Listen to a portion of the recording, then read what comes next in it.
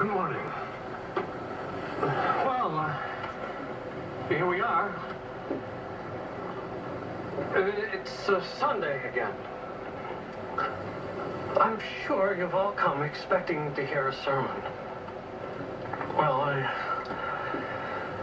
have to admit, I'm not as prepared as I'd like to be. In fact, I'm not even dressed as I'd like to be. You see, I was working on my sermon, which I hoped would be a particularly inspirational one in honor of Cardinal Reardon. But I was called away, and, well, to be honest, I never got back to it. So, if you'll just bear with me, I'd like to share with you the reason why.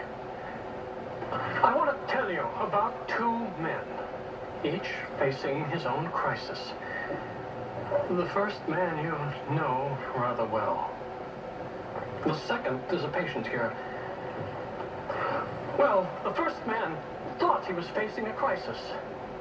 But what he was really doing was trying to impress someone. He was looking for recognition, encouragement, a pat on the back. And then whenever that recognition seemed threatened, he reacted rather childishly. Blamed everyone for his problems but himself, because he was thinking only of himself. But the second man was confronted by the greatest crisis mortal man can face: the loss of his life. I think you'll agree that the second man had every right to be selfish. But instead, he chose to think not of himself, but of a brother. A brother!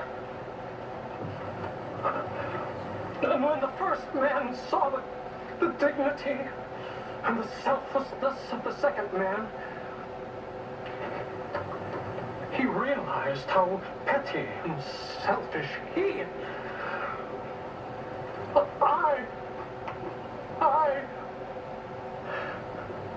I had been. It made me see something more clearly than I've ever seen it before. God didn't put us here for that pat on the back. He created us so he could be here himself. So that he could exist in the lives of those he created in his image.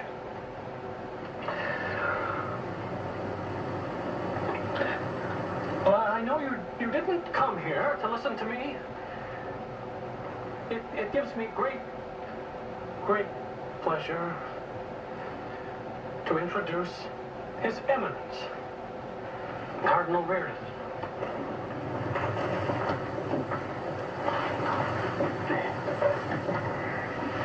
If I do say so, Father, you're a tough act to follow.